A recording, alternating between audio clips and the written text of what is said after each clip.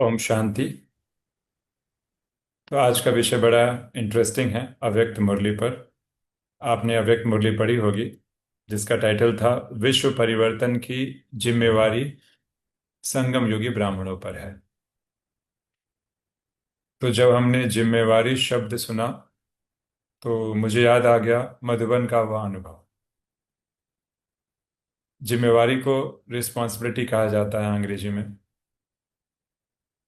तो मधुबन का अनुभव अर्थात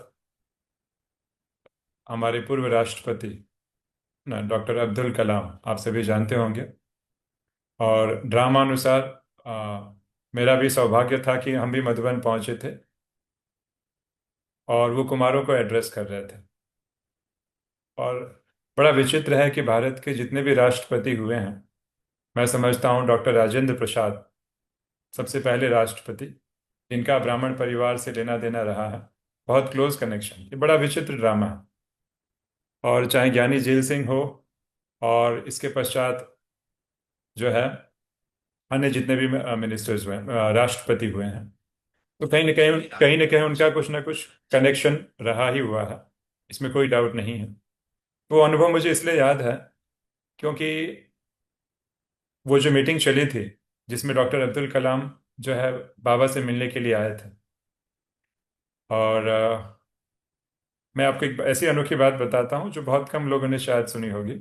उसके साथ में अनुभव इस मुरली के पॉइंट को भी मैं ऐड करता हूँ। तो बाबा सेव दे रहे थे, अब मुझे नहीं मालूम है कि रिकॉर्डेड है कि नहीं रिकॉर्डेड है ये। और मैं पास में ही बैठा, मैं तो दूर था। मंच था, कुमार थे बहुत सारे, उन्होंने कुमारों को भी एड्रेस किया। कुछ इंटरेस्टिंग घटनाएं भी घटी। पूरी रात वो सो नहीं पाए थे, उनको अलग विचित्र अनुभव हुआ था। और इसका जिक्र उन्होंने विंग्स ऑफ फायर नाम की किताब में किया भी है। तो अपने अनुभव सुना रहे थे, अनुभव तो दूसरी बात है। बड़ा मुझे इंटरेस्टिंग ये लगा था कि भाई ये साइंटिस्ट है, यहाँ पे करने क्या आए हैं। उनके साथ दो दो और भी डॉक्टर्स थे। और बाबा ने उनसे पूछा, उन्होंने बाबा से पूछा भारत का भविष्य क्या है। तो बाबा ने कहा कि भाई भारत का भविष्य बहुत उज्जवल है। ये कैजुअल टॉक हो रहा है। और जहाँ तक मुझे याद है मैं बता रहा हूँ। और फिर ये भी कहा गया कि आपके ऊपर एक बड़ी रिस्पॉन्सिबिलिटी जो है आने वाली है। तो मैं समझा कि रिस्पॉन्सिबिलिटी क्या होगी, लगता है एक और रॉकेट लॉन्च करेंगे। तभी वो राष्ट्रपति नहीं बने थे, तभी केवल एक साइंटिस्ट थे। तो मुझे लगा कि शायद एक और कोई नया रॉकेट लॉन्च करेंगे या ऐसा कुछ होगा। बाद में मालूम पड़ा कि वो राष्ट्रपति बन गए। खैर, तो ये बात मुझे क्यों याद आ गई। तो उन्होंने अपने अनुभव में एक जिक्र भी किया हुआ है, आपने पढ़ा भी होगा। अभी तो उनके नाम पे मूवीज भी निकली हैं, मैंने तो नहीं देखी हैं। लेकिन उसमें अनुभव में ये बताते हैं कि जब वो काफ़ी यंग थे, बात 1979 की है, और तभी SLV-3 लॉन्च होने वाला था। और उसका लॉन्च असफल रहा। बे ऑफ बंगाल में जाके वो जो है लॉन्च नहीं हो पाया, जाके गिर गया। अब मीडिया वाले पूछेंगे कि भाई क्या हुआ। तो प्रेस जब पहुंची तो उस समय जो है इसरो के जो है मुख्य थे, सतीश धवन थे, डॉक्टर सतीश धवन थे। तो उन्होंने क्या किया, उसकी रिस्पॉन्सिबिलिटी, जिम्मेवारी या जवाबदारी किसके ऊपर ले ली, अपने ऊपर ले ली। और कहा कि भाई नहीं, आप पीछे रहो, इस समय मीडिया को मैं एड्रेस करूंगा कि भाई ये फेल्यूर हुआ है, उसका कारण कौन है, मैं खुद हूँ क्या। तो उन्होंने डॉक्टर अब्दुल कलाम आजाद को शील्ड कर दिया, छिपा लिया। और असफलता के समय खुद आगे आए, आ गए। और ठीक एक साल के बाद 1980s में फिर से सैटेलाइट लॉन्च होता है, एक और सैटेलाइट लॉन्च होता है, वो सफल होता है। और इस समय जब मीडिया वाले आते हैं तो डॉक्टर अब्दुल कलाम क्या, सतीश धवन क्या करते हैं, अब्दुल कलाम को आगे कर देते हैं कि हाँ अब सफलता मिल गई, सफलता में तुम आगे रहो और मीडिया को एड्रेस करो कि तुमने क्या सफलता हासिल की है। तो ये बहुत बड़ा मोटिवेशन थे डॉक्टर अब्दुल कलाम के लिए। तो जो बहुत ही अच्छे लीडर्स होते हैं, उनका एक विशेष गुण होता है जवाबदारी या जिम्मेवारी या रिस्पॉन्सिबिलिटी। कि असफलता का श्रेय खुद ले लेते हैं, लेकिन सफलता का जो श्रेय है ना पूरी टीम में शेयर करते हैं। तो ये जवाबदारी लेना, उस चीज़ को रिस्पॉन्सिबल मानना, ये बड़ा आसान नहीं है। तो बाबा की आज मुरली है विश्व परिवर्तन की जिम्मेवारी किसके ऊपर है। मुरली का टाइटल ही है ना। आप देख रहे हैं कि मुरली जो है 2 तारीख की 82 में चली हुई मुरली है। सोचिए अभी हम कहाँ पर हैं। तो जिम्मेवारी बहुत ही एक महत्वपूर्ण चीज़ है, इतनी आसान नहीं है। और आपने डायलॉग सुना होगा इंग्लिश में कि, क्या सुना होगा, with great powers comes great responsibility. सुना है ना? कि हमको सबको पावरफुल बनना है, लेकिन आपके साथ शक्ति और पावर के साथ क्या चाहिए, जवाबदारी भी साथ में आती है। तो हमें भूलना नहीं है, हमेशा याद रखना है। कहना बड़ा आसान होता है, करना बड़ा मुश्किल होता है। तो बाबा की उम्मीदें हमसे हैं। और मुझे चर्चिल की भी बातें याद आती हैं। The price of greatness is responsibility. आप महान ऐसे ही नहीं बन जाते। बाबा के बच्चे बड़ी सहजता से हाथ उठा लेते हैं, हम भी लक्ष्मी नारायण बनेंगे।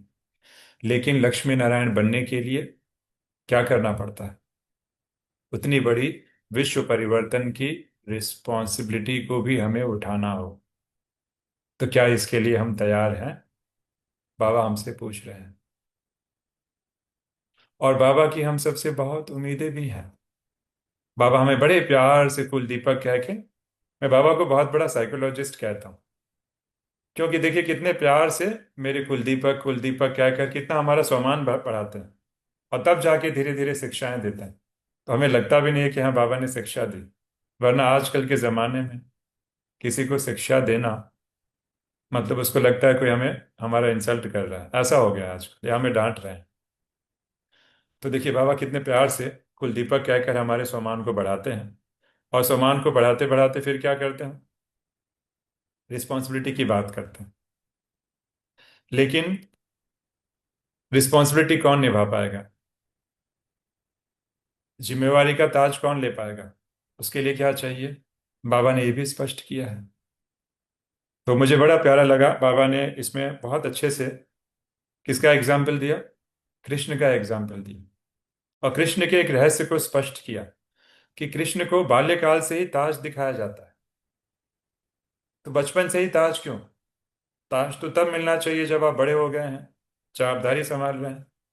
तो बचपन से ताज इसलिए दिखाया जाता है क्योंकि कृष्ण ने अपने ब्राह्मण जीवन में, यहाँ ब्राह्मण आत्माओं का ही यादगार है कि हमने मर्जीवा जन्म लिया, समर्पित हुए, समर्पण हुआ, और जिम्मेवारी का ताज हमारे ऊपर आ गया। तो इसीलिए उसका यादगार जो है, ये कृष्ण को बचपन से ताज दिखाया जाता है। बाबा ने बहुत अच्छे से अपने भाव को स्पष्ट किया। आपने देखा, बहुत अच्छे से स्पष्ट किया। लेकिन बाबा ने एक और बात बताई। बाबा ने कहा कि बाबा देख रहे हैं कि ये जो हमारे कुलदीपक है ना, ये इस प्रकाश अंधेरे को दूर करेंगे। और बाबा देख रहे हैं कैसे प्रकाश फैल रहा है। अब सोचने वाली बात है, जब भी मैं आपको दीपक और प्रकाश की बात करूं तो आपके मन में क्या आएगा? ज्ञान का दीपक, ज्ञान का प्रकाश।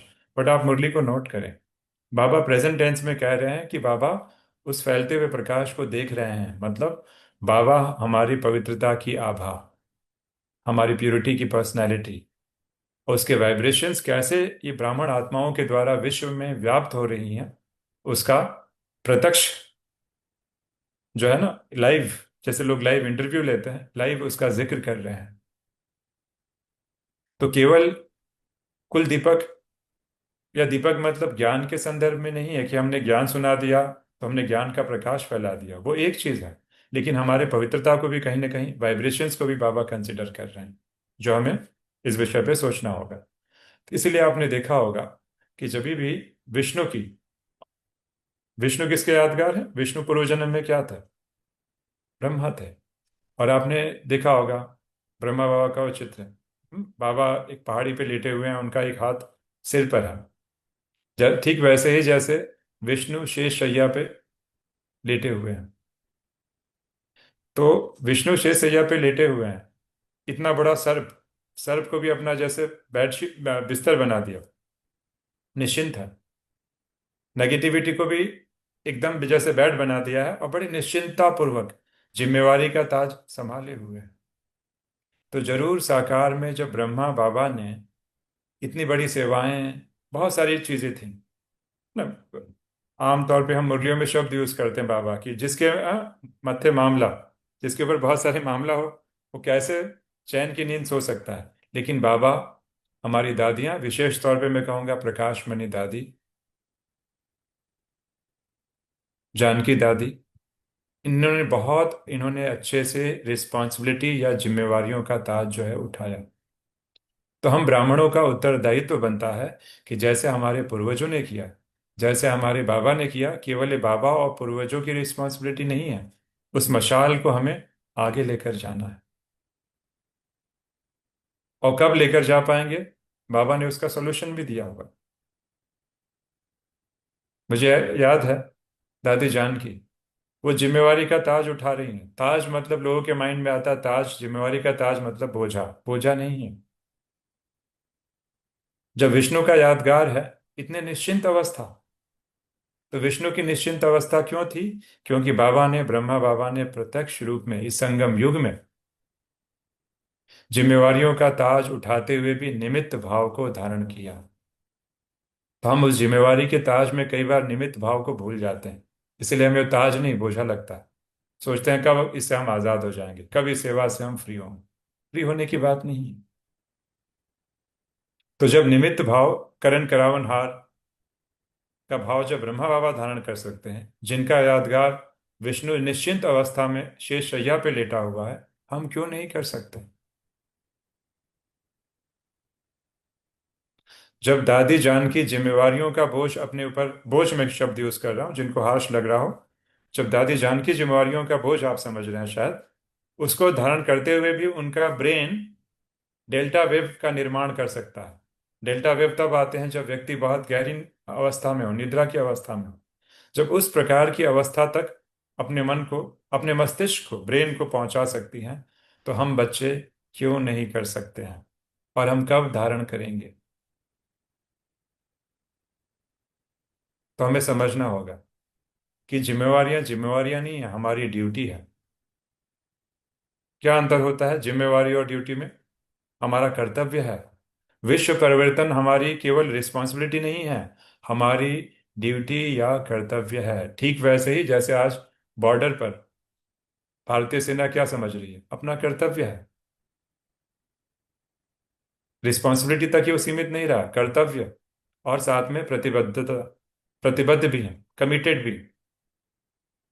तो रिस्पॉन्सिबिलिटी, ड्यूटी और कमिटमेंट, ये तीन शब्द हैं, दिखने में एक जैसे लगते हैं, भले थोड़ा इसमें अंतर है, बट ये तीनों चीजें निभानी पड़ती है। तब हम बहुत अच्छे से एक मैच्योरिटी डेवलप कर पाते हैं। क्योंकि जवाबदारी उठाना, जिम्मेवारी उठाना, अ सेंस ऑफ रिस्पॉन्सिबिलिटी, ये एक वर्चू या क्वालिटी माना गया। ये गुण है, और इस गुण के बहुत सारे फायदे हैं। और उसमें सबसे पहला जो फायदा जो दिखने में आता है, मैच्योरिटी। हम मैच्योर्ड हो जाते हैं, परिपक्व हो जाते हैं। और जो परिपक्व होगा वही विश्व महाराजन बनेगा। जो व्यक्ति मैच्योर लीडरशिप की गुण को भी ये कहीं ना कहीं प्रकट करता है, जो जवाबदारी को उठाता है, जवाबदारी व्यक्ति, रिस्पॉन्सिबल व्यक्ति ही एक बहुत अच्छा टीम लीडर बन सकता है। कॉर्पोरेट में टीम लीडर्स कहेंगे, हमारे यहाँ पे कहेंगे राजा। यही संस्कार लेकर हम जाएंगे। अभी से जब हमारे जवाबदारी के उठाने के संस्कार होंगे, यही हमें भविष्य में राजा बनाएगा। कहीं ऊपर से जादू चमत्कार नहीं हो जाएगा, यही संस्कार आत्मा लेकर जाएगी। इसीलिए हम ब्राह्मणों की बहुत बड़ी रिस्पॉन्सिबिलिटी है इस विश्व परिवर्तन के लिए। तो एक निमित्त भाव को तो धारण करना ही है। बाबा ने भले उसका आज मुरली में जिक्र नहीं किया है, पर उसका कहीं ना कहीं कनेक्शन है आगे की अव्यक्त मुरलियों से। और दूसरी बाबा ने जो एक बहुत महत्वपूर्ण बात बताई, वह थी में स्थित होना और साथ साथ विश्व की सेवा करना, दोनों का बैलेंस। शायद हमारा ध्यान इस लाइन पे ना गया हो। स्व के स्वरूप में स्थित होना और विश्व सेवा का बैलेंस। तो मुझे एक बात याद आ गई, अक्सर करके मैं क्लास में रिपीट करता हूं, कि अगर हम जीवन में संतुष्टता का अनुभव करना चाहते हैं, तो इसके लिए क्या करना होगा? तीन प्रकार की संतुष्टता होती है, तीन प्रकार की। एक व्यक्ति को, लौकिक में भी, लौकिक अलौकिक दोनों के लिए वैलिड है जो मैं बातें आपसे शेयर कर। एक संतुष्टता हमें तब आती है जब व्यक्ति जो जिस चीज के लिए बना है, जो उसका टैलेंट है, उसमें उसको कहीं ना कहीं जॉब लग जाए या उसको यूटिलाइज करे। मनोविज्ञान में इसे मास्लो का सिद्धांत कहा जाता है, जिसने हायरार्की ऑफ नीड, जो मनोविज्ञान से जुड़े होंगे वो जानते होंगे। हायरार्की ऑफ नीड, एक व्यक्ति की बहुत सारी आवश्यकताएं होती हैं, ज़रूरतें होती हैं, रोटी कपड़ा मकान ही नहीं होता है। हाँ, केवल अप्रिसिएशन नहीं होता है, और भी बहुत सारी ज़रूरतें होती हैं। तो उसने रिसर्च किया है, तो उसमें ये बताया जाता है कि अगर कोई व्यक्ति, जिसमें एक बहुत अच्छी चीज़ आती है, थोड़ा पहले मैं टेक्निकल शब्द यूज़ कर रहा हूँ, इसे इंग्लिश में कहते हैं सेल्फ एक्चुअलाइजेशन। खैर, मैं सार रूप में ये बताऊं उसको शॉर्ट में, कि जो आपका टैलेंट है, उस टैलेंट को अगर आपने जीवन में अपने जॉब या कार्य क्षेत्र में यूटिलाइज किया, आपको संतुष्टता का अनुभव होगा। किसी सिंगिंग बहुत अच्छा लगता है, गीत गाना बहुत अच्छा लगता है, उसे आपने किचन डिपार्टमेंट की सेवा दे दी, या तो ऐसी जॉब दे दी होटल मैनेजमेंट का, वो जॉब करेगा होटल मैनेजमेंट का, लेकिन वो संतुष्ट नहीं होगा। क्योंकि हर एक आत्मा कोई ना कोई एक लाइकिंग्स या पसंद, जो उसे पसंद आता है उसके साथ उसका जन्म हुआ है, इस ब्राह्मण परिवार में। निश्चित रूप से कहीं ना कहीं उसी में जन्म उसका हुआ। और जब तक उस टैलेंट को, मैं उसको टैलेंट शब्द यूज करूंगा, जब तक वो टैलेंट को कार्य में नहीं लगाती, उसे संतुष्टता नहीं होता है। एक तो ये होता है पहला लेवल ऑफ सेटिस्फेक्शन, जिस चीज के लिए इंसान बना है, आत्मा बनी है, जो उसका पार्ट है, उसने अपने जीवन में यूटिलाइज किया। संतुष्टता लेवल वन। लेवल टू की संतुष्टता तब आती है जब व्यक्ति अपने टैलेंट को विश्व सेवा में यूज करता है, सामाजिक कार्य के लिए यूज करता है। नॉन बीकेज में हम कहेंगे सेवा, समाज सेवा, हम यहाँ पे कहेंगे ब्राह्मणों की सेवा या विश्व कल्याण। ये हुआ लेवल टू सेटिस्फैक्शन। और हमें से बहुत से लोगों ने किया भी है, हमें से बहुत से भाई बहनों ने अपना जीवन समर्पित कर दिया है विश्व सेवा के लिए। मतलब कैसे, पर अंतर है देखिए। अगर मान लीजिए मैं सॉफ्टवेयर इंडस्ट्री में हूँ, मुझे सॉफ्टवेयर बहुत अच्छा लगता है, ये मेरा टैलेंट है। अब उस सॉफ्टवेयर को मैं यज्ञ सेवा में यूज कर रहा हूँ, चाहे धन से तन से जिस प्रकार से, तो मुझे एक अलग लेवल ऑफ सेटिस्फेक्शन मिलेगा, जिसे मैं कहता हूँ लेवल टू सेटिस्फेक्शन, टैलेंट को विश्व सेवा में यूज करना। तीसरा एक सेटिस्फेक्शन का लेवल होता है जो सबसे इससे भी बड़ा होता है, और हमें से बहुत से कम लोग कर पाते हैं। तो इससे बड़ा सेटिस्फेक्शन क्या होगा? वो होता है स्पिरिचुअल सेटिस्फेक्शन, आत्म उन्नति। केवल विश्व सेवा नहीं, आत्म उन्नति, स्व के स्वरूप में स्थित होना, अपने पर काम करना, और इसके द्वारा विश्व सेवा जो है करना। कितना अंतर है सोचिए।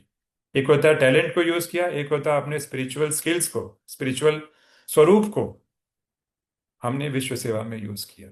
तो बाबा के जो शब्द हैं कि स्वस्वरूप में स्थित होना और साथ साथ विश्व सेवा करना, दोनों का बैलेंस हो। पर हमारा मेजोरिटी ऑफ जो हमारे जो बीके भाई बहने होते हैं, अक्सर करके सेवा के विस्तार में बहुत चले जाते हैं, हमारी अवस्था पीछे रह जाती है। देह भान में रहकर हम सेवा करते हैं, कई बार नाम मान शान का मोटिवेशन मिले, बोलते अरे नहीं नहीं, मान शान नहीं है दीदी जी, हमें भाई हमें कोई मान शान नहीं चाहिए। बट बहुत अच्छा लगता है जब दीदी प्रशंसा करती हैं, तो केवल दीदी का एक्नॉलेजमेंट या अप्रिसिएशन प्राप्त करने के लिए हम सेवा करते हैं, ऐसे नहीं। तो स्व स्थिति में स्थित होना और फिर विश्व सेवा करना, ये दोनों का संतुलन, तो ये हमारी जवाबदारी है, जिम्मेवारी है, जो बाबा ने एक लाइन में स्पष्ट किया। तो अब मैं इसका विस्तार तो नहीं करूंगा, विस्तार करूंगा तो समय जाएगा, लेकिन सिर्फ ये पूछना चाहूंगा कि स्वस्वरूप में स्थित होना मतलब क्या? कैसे हम स्थित हो सकते हैं स्वस्वरूप में? केवल मैं समझूं कि मैं आत्मा हूं, चमकता हुआ सितारा हूं, ये हुआ स्वस्वरूप में स्थित होना? ये तो थिंकिंग हुआ। केवल मैं सोच रहा हूं मैं आत्मा चमकता हुआ सितारा हूं, क्या यह स्वस्वरूप में स्थित होना हुआ? तो ये केवल स्वस्वरूप में स्थित होना नहीं हुआ, ये तो तैयारी कर रहा हूं। क्योंकि हमारे चार लेवल्स होते हैं, मैं अक्सर भाई बहनों को कहता हूं, चार लेवल्स कभी नहीं भूलना चाहिए। पहला होता है थिंकिंग, अर्थात विचार करना। अगर जैसे आप थिंकिंग करते हैं वैसे फीलिंग आती, महसूसता आती है। तो पहला थिंकिंग, बहुत ज़्यादा थिंकिंग करेंगे तो फीलिंग आएगी, बहुत ज़्यादा फीलिंग को रिपीट करेंगे तो आपकी वृत्ति बनेगी, ऑटोमेशन में चली जाएगी, और वृत्ति को भी अगर आप रिपीट करेंगे तो आपका संस्कार बन जाएगा। चार लेवल्स में हर चीज़ की चेकिंग की जाती है। तो जब स्वस्वरूप की बात आती है तो मैं अक्सर करके यही कहता हूँ क्या केवल ये थिंकिंग लेवल तक है, कि फीलिंग लेवल तक भी गई है, कि वृत्ति लेवल तक भी पहुंची है, और संस्कार तो बहुत दूर की बात है। तो इसलिए स्व स्वरूप में स्थित होना ये बहुत गहन विषय है। इसके ऊपर हमें थोड़ा कहीं ना कहीं ध्यान देना होगा, तब हम चीज़ों को और अच्छे से समझ पाएंगे।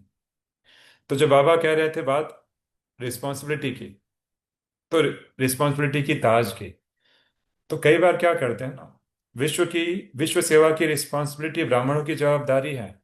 बट हम में से कई ब्राह्मण होते हैं जो अपनी खुद की इमोशनल रिस्पॉन्सिबिलिटी, जिम्मेवारी को नहीं संभालते। हमें मालूम है कि हमारी इच्छा के विपरीत, हमारे इच्छा के बिना कोई भी हमें हर्ट नहीं कर सकता। लेकिन जब भी हम किसी से हर्ट होते हैं तो हम क्या समझते हैं, हर्ट में किसके वजह से हुआ, सामने वाले के वजह से। इस सामने वाले ने बोला ना भाई जी, इसीलिए मुझे हर्ट हुआ। बट हमें मालूम है कि सामने वाला हमें हर्ट नहीं कर सकता, लेकिन सामने वाले के प्रति मेरा क्या मान्यता या बिलीफ या दृष्टिकोण है, वह मुझे हर्ट की फीलिंग का अनुभव कराता है। तो इसमें किसकी रिस्पॉन्सिबिलिटी लेनी पड़ेगी, खुद की। लेकिन हम फोकस हो जाते हैं उसके वजह से, पहले वो सुधरे, वो बदले, तब मैं बदलूंगा। मतलब विश्व परिवर्तन की जिम्मेवारी हमारी नहीं है, अन्य लोगों की है। इसीलिए हमें ध्यान देना होगा कि इमोशनल रिस्पॉन्सिबिलिटी भी हम उठाएं, कि मेरी मनोअवस्था का कारण मैं ही हूं, और उसका उत्थान भी मुझे ही करना होगा, कोई और करने नहीं आएगा।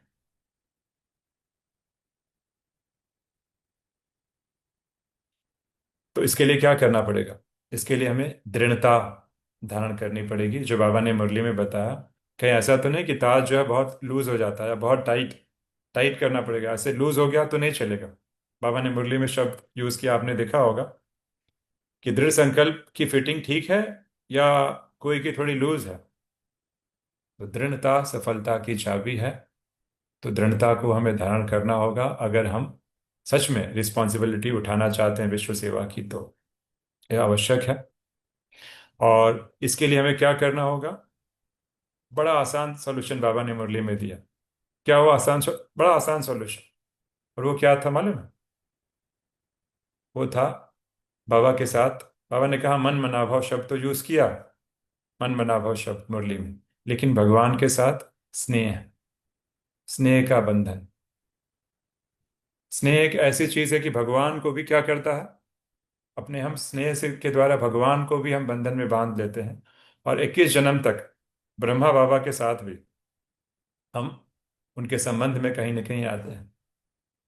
पर आपने गौर किया होगा मुरली में, ऐसे तो करूंगा तो विषय का बहुत विस्तार हो जाएगा। बाबा ने कहा कि जब पूरे विश्व की जो है ना उन्नति, उत्थान और पतन पतन ब्राह्मण आत्माओं पर निर्भर है। क्योंकि जब ब्राह्मण आत्माएं उठती हैं, पूरा विश्व उठता है, और जब ब्राह्मण आत्माएं गिरती हैं, पूरा विश्व गिरता है। और केवल ब्राह्मण आत्माएं नहीं, ब्राह्मण आत्माओं के साथ अष्टरत्न भी है। अष्टरत्नों का गिरना और उठना, इस पूरे मानव इतिहास का गिरना और उठना होता है। आप सत्यु की बात तो जानते ही हैं, त्रेता की बात भी आप जानते हैं, आप ऑलरेडी ब्राह्मण हैं, सारी बातों को समझ रहे हैं। तो मुझे द्वापर की यो इतिहास का स्मरण हुआ आया ना। द्वापर में कौन होता है, कौन संभालता है द्वापर को, सत्यु का त्रेता तो मालूम है, सूर्यवंशी चंद्रवंशी। द्वापर में कौन संभालता है, पूरे द्वापर युग को कौन थमा के रखता है, कोई बताएगा, क्या लगता है, द्वापर युग को कौन संभालता है।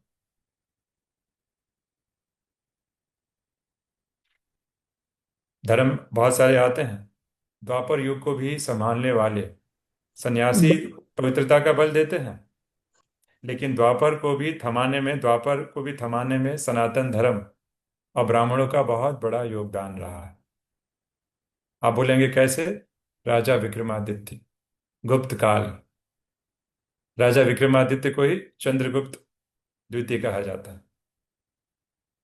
चंद्रगुप्त मौर्य नहीं, चंद्रगुप्त प्रथम नहीं, चंद्रगुप्त द्वितीय जिसे इतिहास में आप पढ़ते हैं, उन्हें विक्रमादित्य के नाम में जाना जाता है।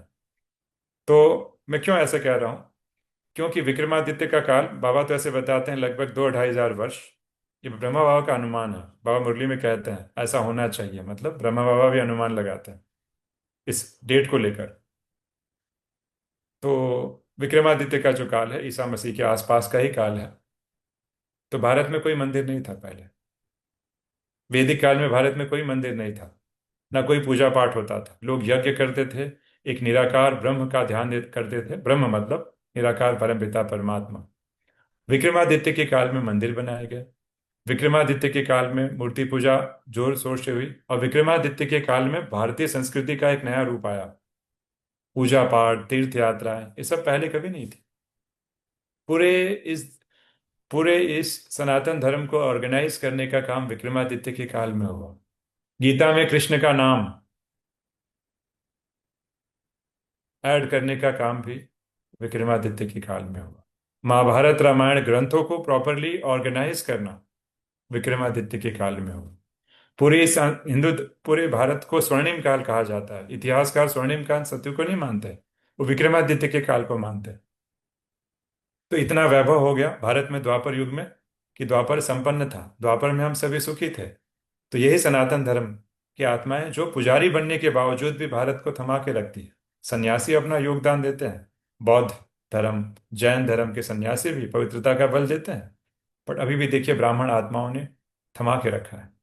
लेकिन बाद में वैभव इतना बढ़ जाता है कि लोग अपने उन्माद में चूर हो जाते हैं। कलयुग आता है, राजपूत काल आता है, और मुस्लिम धर्म का आक्रमण जो है भारत पर शुरू हो जाता है।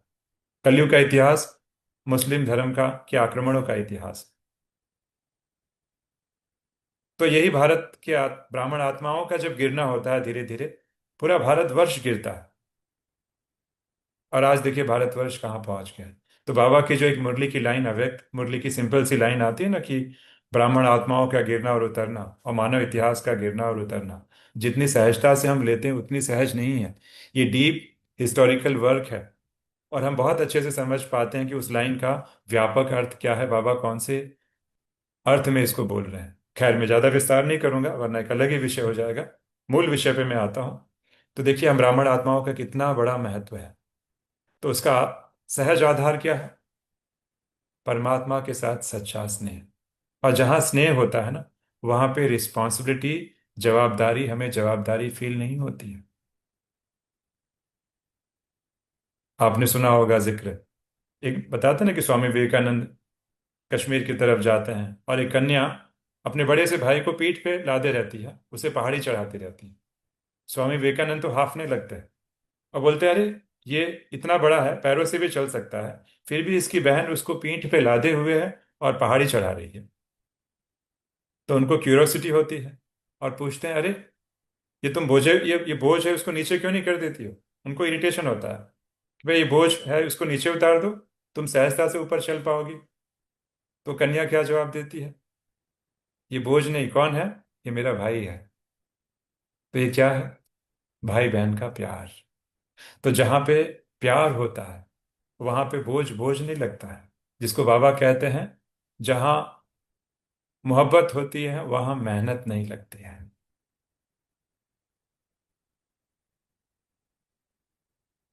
तो सच में अगर हम जवाबदारी का, जिम्मेवारी का ताज अगर उठाना चाहते हैं तो उसके लिए क्या सहज विधि क्या है? निमित्त भाव। और निमित्त भाव के साथ मैं कहूँगा असीम स्नेह। जो हम में से बहुत से कम लोग भगवान को स्नेह कर पाते हैं। मैं कहूँगा, अगर मुझसे पूछा जाए तो मैं कहूँगा 90 to 95% लोग, भले बाबा हमें कह देते हैं प्यार से कि बच्चे 100% पास है स्नेह में, लेकिन नंबर वार है। मैं कहूँगा 90 to 95, 98 में कह दूंगा तो भी कोई इसमें कमी नहीं होगी। लोग बाबा को सच में सच्चा प्यार नहीं कर पाते हैं। सच्चा प्यार, प्यार क्यों? आप बोलेंगे भाई जी हम जो प्यार कर रहे हैं वो सच्चा नहीं है। सच्चा प्यार का मतलब, मेरा अर्थ यह है, निस्वार्थ प्यार। और मुझे बताने की जरूरत नहीं कि प्यार और स्वार्थ में क्या अंतर होता है। सच्चा प्यार जो होता है ना वो निस्वार्थ होता है, कोई चाहिए नहीं, कुछ भी नहीं चाहिए। क्योंकि प्यार लेने का नाम नहीं है, देने का नाम है। तो क्या सच में हम भगवान से सच्चा प्यार करते हैं? क्यों मैं बाबा से इसलिए प्यार करता हूँ क्योंकि बाबा मुझे अष्टोतन में ले जाएंगे, सतयुग में ले जाएंगे, 108 की माला में ले जाएंगे। कई बार हम इसलिए बाबा को प्यार करते हैं कि बाबा मुसीबत के समय हमें हेल्प करें। पर सच्चा प्यार वो होता है कि हे भगवान, मैं तो प्रार्थना करता हूँ आप मुझे महाविनाश काल तक भी हेल्प ना करें, आप मुझे सतयुग और त्रेता युग में भी ना ले जाएं, फिर भी हम आपको प्यार करेंगे।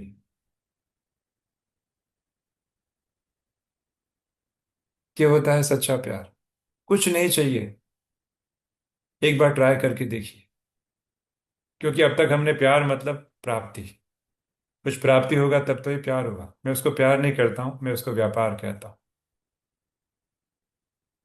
अब बाबा ने भी मुरली में व्यापार शब्द यूज किया है अलग सेंस। भले बाबा मुरलियों में, कई बार आपके मन में प्रश्न हो सकता है, बाबा मुरलियों में शब्द यूज करते हैं, बच्चे सर सतयुग में कैसे महल बनाएंगे उसकी प्लानिंग करो ये। बाबा केवल प्रलोभन देते हैं हमें। छोटे बच्चों को टॉफी और चॉकलेट दिया जाता, और छोटे बच्चे को चॉकलेट और टॉफी के रुझान में आ जाते। समझदार बच्चा मालूम है कि मैं भगवान को इसलिए प्यार नहीं कर रहा हूँ कि भगवान मुझे सत्युग में ले जाएंगे, मेरे संकटों को हर लेंगे। तब तो भक्ति मार्ग और हमारे भगवान के प्यार में क्या अंतर रहा? और जिंदगी भर हमने यही तो बिजनेस किया ना, लौकिक में भी। शादी भी क्यों कर रहे हैं? कि भाई उसे हमें सपोर्ट मिलेगा। तो ये कहाँ निस्वार्थ हो? कम से कम एक बार कोशिश करें कि भगवान से हमें कुछ भी नहीं चाहिए, और फिर भी मैं भगवान को प्यार करूंगी। क्योंकि प्यार लेने का नाम है ही नहीं, प्यार देने का नाम है। आप बोल सकते हैं कि भाई जी हम क्या देंगे भगवान को, हम क्या देंगे? मैंने कहा भगवान को हमारे पास देने के लिए बहुत कुछ है, हम भगवान को दे सकते हैं। आप बोलेंगे भगवान जो भरपूर है मैं उसको क्या दूंगा? और जब यहाँ देना, देने का मतलब मैं कह रहा हूं, देना अर्थात त्याग, देवभान का त्याग। 80s की मुरली है, अव्यक्त मुरली का जिक्र बता रहा हूँ। बाबा ने 4-5 दिन का कोर्स करा है त्याग के ऊपर, और लास्ट में उसका सार निकलता है, सबसे बड़ा से बड़ा त्याग देवभान का त्याग। तो क्या हम विश्व सेवा में देवभान का त्याग करके, अपने आप को गला करके विश्व सेवा में क्या ये कुर्बानी देने के लिए तैयार नहीं है? हम लग रहा है कि भगवान को दे रहे हैं, लेकिन ये देना नहीं, ये लेना हुआ। पर एक बार एक जिगरा रखकर दिल से ये त्याग करें, भगवान के लिए कुर्बानियां करें, देखिए कितना आनंद मिलेगा। तब आपको लगेगा कि हाँ, जीवन में पहली बार मैं सच्चे प्यार का अनुभव कर रही हूँ। क्योंकि प्यार में लेना होता ही नहीं है, ये देने का नाम है। देने से ही एक ले अलग प्रकार की फीलिंग, एक सेल्फ एस्टीम, एक स्वमान, आपका अंतर्मन आपको रिस्पेक्ट करेगा कि वाह, क्या ये आत्मा है। हमें किसी के सम्मान की जरूरत नहीं है, स्वमान की प्रैक्टिस की भी आवश्यकता नहीं होगी। आपका अंतर्मन खुद आपको रिस्पेक्ट देगा कि मैं कितने बड़े महान आत्मा के साथ रह रहा हूं। वाह, इसे कोई उपलब्धि नहीं चाहिए, इसे भगवान से कुछ भी नहीं चाहिए, और फिर भी ये त्याग पे त्याग किया जा रहा है। वाह रे सच्ची प्रीत, ऐसे अंदर से आवाज आएगी। एक बार कोशिश करके देखें। बट हमारी समस्या ये है आज के युग में, बहुत बड़ी समस्या ये है कि हम में से बहुत सारे ब्राह्मण भाई बहनें भी एक खालीपन का अनुभव कर रहे हैं। अंदर का मैं देख रहा हूँ खालीपन। खालीपन क्यों है? और समझते हो खालीपन कैसे भरा जाए? हमें दीदी प्यार दे दे, हमारे ब्राह्मण परिवार प्यार दे दे। और खालीपन की समस्या बाहर नहीं, अंदर है। क्योंकि हम दूसरों से तुलना कर करके बचपन से, वो सब खुश हैं, ये खुश हैं, मैं ऐसे दुखी हूँ, इतना तुलना किया, इतना कंपैरिजन किया। कंपैरिजन कर करके हमारी सेल्फ टॉक नेगेटिव हो गए हैं। हम स्वयं को प्यार करना भूल गए हैं, हमेशा एक अभाव और एक अतृप्ति का अनुभव करते हैं। और स्वयं हमें प्यार की फीलिंग नहीं आ रही है, हमको लगता है बाहर से फीलिंग आ जाएगी। क्योंकि जिनका स्वमान कम होता है, सेल्फ एस्टीम कम होता है, वह बाहर प्यार को तलाशते हैं, खालीपन का अनुभव करते हैं। तो हमें क्या करना होगा? सबसे पहले अपने आप को प्यार करना सीखना होगा, जिसे आजकल की भाषा में कहा जाता है सेल्फ लव, या खुद को प्यार करना। जो व्यक्ति खुद को प्यार नहीं करता है, खुद को कोसते रहता है, तुलना कर करके असंतुष्ट होते रहता है, उसे प्यार का अनुभव हो ही नहीं सकता। चाहे साक्षात भगवान क्यों ना आ जाए, कोई भी उसे व्यक्ति क्षणिक प्यार का अनुभव कराने की कोशिश कर सकता है, लेकिन उसके अंदर आत्मा तृप्त नहीं होगी। इसलिए भीड़ में होने के बावजूद भी हमें अकेलापन महसूस हो रहा है, एक हम खालीपन का अनुभव कर रहे हैं, एम्प्टीनेस का अनुभव कर रहे हैं। तो सबसे पहले स्वयं को स्वयं के साथ कनेक्ट करें, स्वयं के स्वरूप में स्थित हों, जो बाबा का एक शब्द था।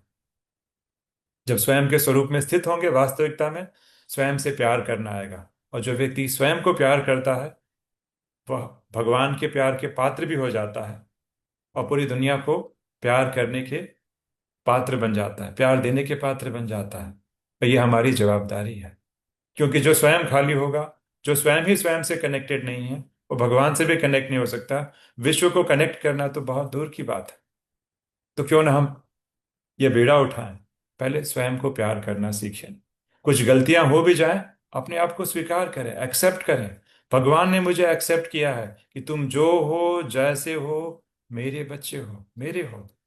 तो जब भगवान मुझे एक्सेप्ट कर रहा है, तो क्या मैं स्वयं ही स्वयं को एक्सेप्ट नहीं कर सकता हूं अपनी कमियों के साथ?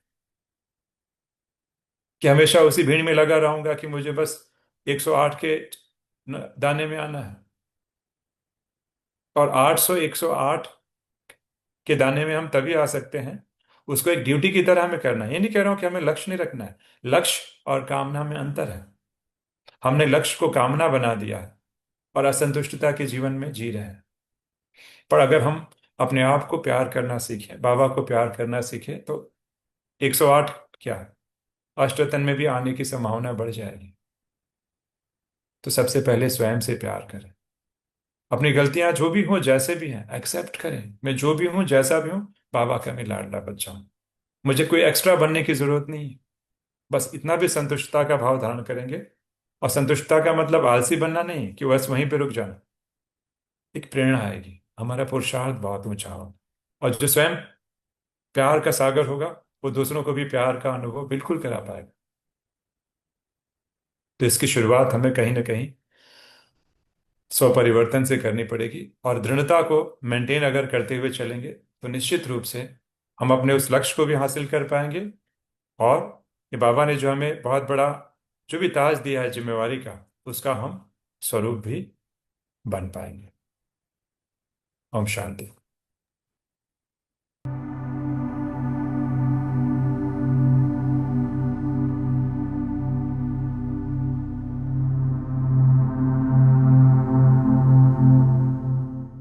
आंखें बंद,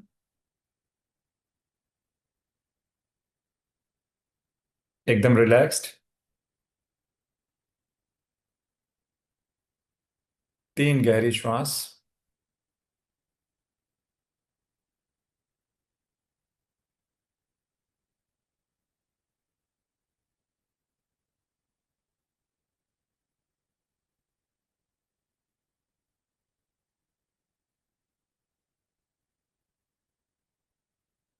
3 गहरी श्वास लेते ही हमारा मन एकदम धीरे धीरे शांत होते जा रहा है, एकदम रिलैक्स्ड। आंखें बंद है।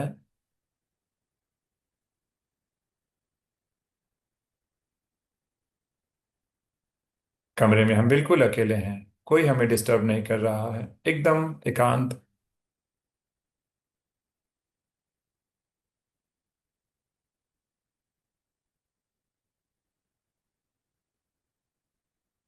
आंखों के समक्ष जो अंधेरा है, उसे देखने वाला कौन,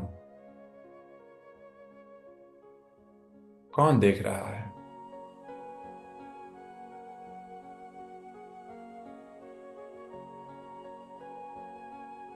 मैं चमकता हुआ सितारा।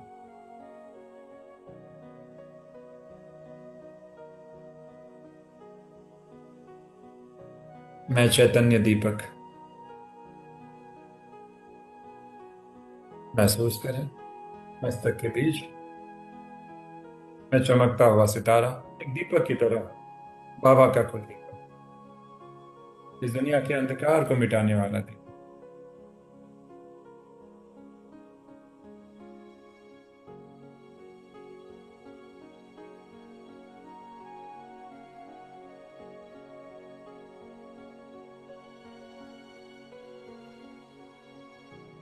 मेरे दोनों हाथ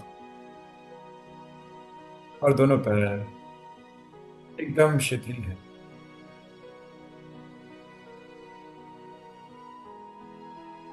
जैसे कि सुन्न हो गए हैं, और मैं वहां पर मौजूद नहीं। मैं तो केवल शरीर के ऊपरी भाग में विराजमान हूं।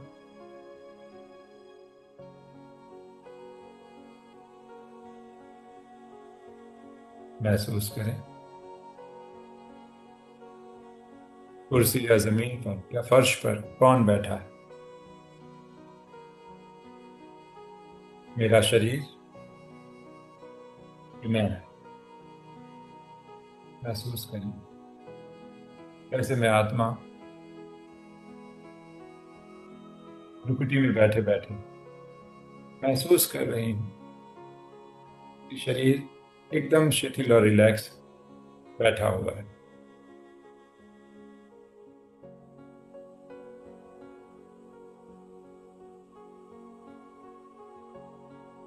अब मन ही मन बुद्धि रूपी नेत्र के द्वारा साकारी बाबा को, ब्रह्मा बाबा को इमर्ज करें,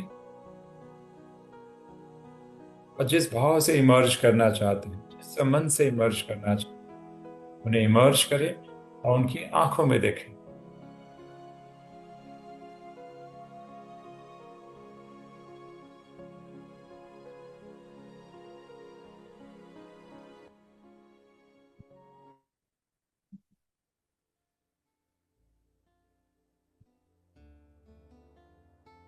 उनके चेहरे पे प्यारी सी मुस्कान,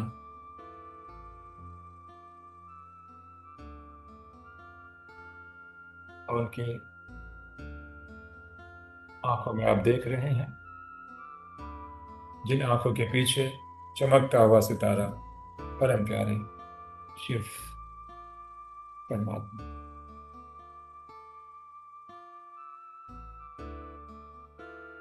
अब बड़े प्यार से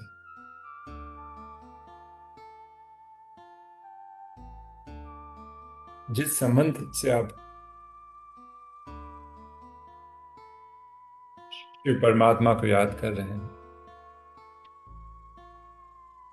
उस संबंध से अपने दिल की बात, अपने दिल की वार्तालाप उनके साथ करें, रो रिहान करें।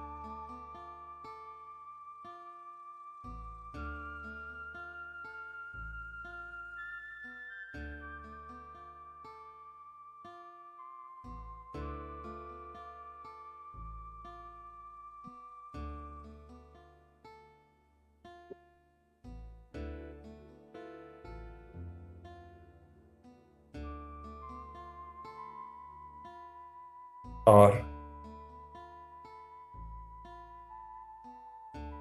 निस्वार्थ प्यार होने के कारण दृढ़ संकल्प लें कि विश्व सेवा की जिम्मेवारी मैं संभालने के लिए तैयार हूं। आपके प्यार के लिए मैं कुछ भी कुर्बानी देने के लिए तैयार हूं। ये दृढ़ संकल्प करें।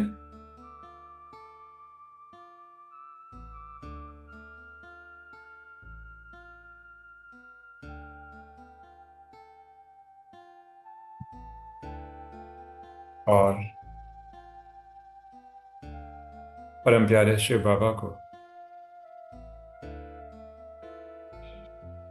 बड़े प्यार से जो कुछ जीवन में उपलब्ध हुआ है उसके लिए बहुत बहुत शुक्रिया। तहे दिल से उन्हें शुक्रिया करें, जो भी जीवन में हमें उपलब्धियां हुई। और मैं जो हूं जैसा हूं बाबा का हूं, बाबा ने मुझे स्वीकार कर लिया है।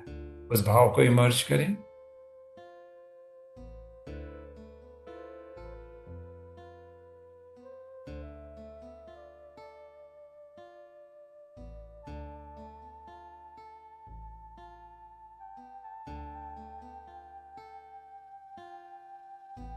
थैंक यू बाबा, शुक्रिया बाबा, शुक्रिया। वाह वाह बाबा, आपका बहुत बहुत शुक्रिया। एकदम दिल से बाबा को शुक्रिया करें, और एकदम धीरे धीरे अपनी आंखें खोलें।